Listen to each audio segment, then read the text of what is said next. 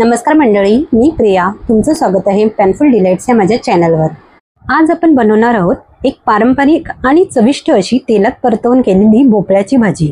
ही भाजी खास करून पोळी, भाकरी किंवा गरम भातासोबत अप्रतिम लागते. भरपूर तेलात हळूहळू परतल्यामुळे भाजीला एकदम गोडसर, खरपूस आणि खमंग चव येते. चला तर मग सुरुवात करूया ही रुचकर भाजी बनवायला. यासाठी लागणारे साहित्य: 2 मोठे चमचे तेल, 1 छोटा चमचा जिरे, पाव चमचा हळद, चवीपुरता मीठ, पाव किलो लाल भोपळा, कढीपत्त्याची पाने, 3 ते 4 हिरव्या मिरच्या, 2 मोठे कांदे बारीक चिरलेले, 1 मोठा चमचा कोथिंबीर, 2 मोठे चमचे किसलेले ओले खोबरे. हा भोपळा मी स्वच्छ धुतला आहे, त्यानंतर त्याची साल काढली आहे आणि छोटे तुकडे केले आहेत. आता आपण भाजी करायला घेऊया. गॅसच्या मंद आचेवर कढई ठेवूया. कढई तापली की त्यामध्ये 2 मोठे चमचे तेल घालूया. तेल तापले की त्यामध्ये 1 छोटा चमचा जिरे घालूया. जिरे तडतडले की त्यामध्ये कढीपत्त्याची पाने घालूया. आता यामध्ये 2 बारीक चिरलेले कांदे घालूया आणि 3 ते 4 हिरव्या मिरच्या घालून चांगले परतवून घेऊया. भोपळा खाण्याचे काही फायदे आहेत.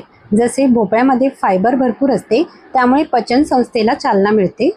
आता यामध्ये चवीनुसार मीठ घालूया, ज्यामुळे कांदा लगेच लालसर होईल आणि शिजेल.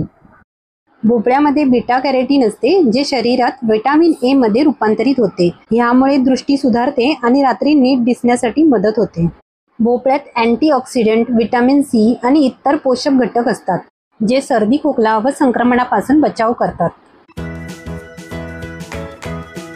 आता हा कांदा चांगला शिजला आहे. यामध्ये थोडीशी कोथिंबीर घालूया आणि परतवून घेऊया. भोपळ्यात असलेले पोटॅशियम आणि फायबर हृदयाच्या आरोग्यासाठी चांगले असतात, त्यामुळे रक्तदाब नियंत्रणात ठेवतो. आता यामध्ये पाव चमचा हळद घालूया. भोपळा वजन कमी करण्यास मदत करते. जसे कमी कॅलरी आणि जास्त फायबरमुळे भोपळा खाल्ल्यामुळे पोट भरल्यासारखे वाटते. आता यामध्ये भोपळ्याच्या फोडी घालूया आणि चांगले परतवून घेऊया. भोपळा त्वचेसाठीही फायदेशीर आहे. अँटीऑक्सिडंटमुळे त्वचेवर तेज येते आणि सुरकुत्या कमी होतात. तर अशा प्रकारे भोपळा खूप उपयुक्त आहे, त्यामुळे तुम्ही नक्की ही भाजी करून बघा. भोपळा धुवायचा असेल तर तो चिरण्याच्या आधीच धुवून घ्यायचा, नाहीतर त्याला खूप पाणी सुटते.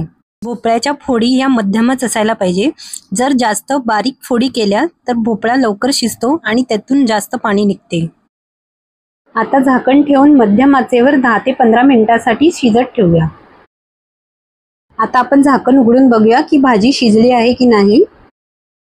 झाकण लावल्यामुळे वाफ आत जाते व भाजीमध्ये पाणी तयार होते, त्यामुळे मधून मधून झाकण काढून वाफ जाऊ द्यावी.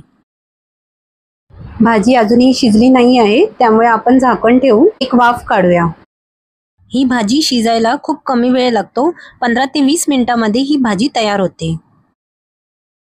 या भाजीमध्ये तेल कमी घातल्यास भाजी सुकत नाही आणि ओलसर राहते, त्यामुळे थोडेसे जास्त तेल घातल्यावरती भाजी अधिक चविष्ट आणि सुकट होते. आता ही भाजी शिजली आहे आणि ह्याचे पाणी सुद्धा आटायला येत आहे. आता आपण यामध्ये 2 मोठे चमचे किसलेले ओले खोबरे घालूया आणि चांगले परतवून घेऊया. आता गॅसची आच मोठी ठेवूनच भाजी शिजवायची आहे, त्यामुळे पाणी लवकर सुकेल.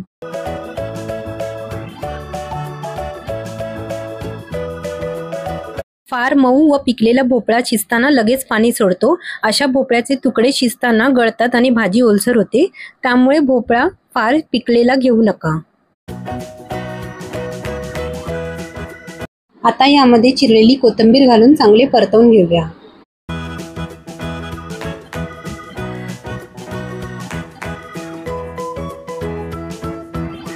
आता झाकण न लावताच 2 मिनिटांसाठी ही भाजी अशीच परतवून घ्यायची आहे.